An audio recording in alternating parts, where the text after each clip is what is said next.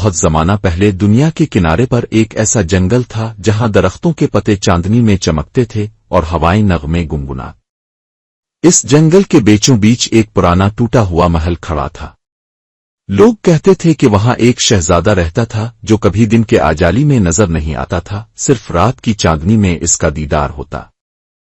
گاؤں کے لوگ اس محل کے قریب جانے سے ڈرتے، مگر ایلیا نامی ایک نڈر لڑکی کو اس کہانی کی حقیقت جاننے کا شوق تھا۔ وہ ایک رات خاموشی سے جنگل میں داخل ہوئی۔ درختوں کے سائے میں چاندنی بکھری ہوئی تھی اور ہر پتا موتی کی طرح جھلملاتا تھا۔ محل کے دروازے پر ایک عظیم الجثہ ہرن کھڑا تھا جس کی آنکھیں نیلے یاقوت کی طرح چمک رہی تھیں۔ ہرن نے گہری آواز میں کہا، تم یہاں کیوں آئی ہو انسان کی بیٹی؟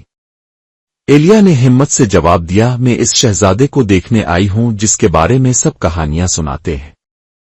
ہرن نے سر ہلایا اور دروازہ کھول دیا۔ اندر داخل ہوتے ہی ایلیا نے دیکھا کہ محل سنہری روشنی میں نہایا ہوا ہے۔ ایک بڑے ہال میں ایک نوجوان شہزادہ کھڑا تھا، اس کے بال چاند کی کرنوں جیسے سفید اور آنکھیں سبز زمرد کی مانند تھیں۔ اس کے کندھوں پر نیلے۔ شہزادے نے مسکرا کر کہا، مجھے طلسمی جادو نے باندھ رکھا ہے کہ میں صرف رات کے وقت ہی ظاہر ہو سکتا ہوں۔ جو کوئی مجھے دن کی روشنی دکھا دے طلسم ٹوٹ جائے گا۔ ایلیا نے عہد کیا کہ وہ طلسم توڑنے کا راستہ ڈھونڈے گی۔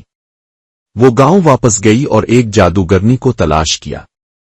جادوگرنی نے اسے ایک آئینہ دیا جو دن کی روشنی کو قید کر کے کہیں بھی لے جا سکتا تھا۔ اگلی رات ایلیا محل لوٹی اور آئینے کو شہزادے کے سامنے توڑ دیا۔ آئینے سے دن کی ایک کرن پھوٹی اور ہال میں پھیل گئی۔ شہزادے کے گرد طلسمی زنجیریں ٹوٹ گئیں اور وہ سورج کی روشنی میں چمک اٹھا۔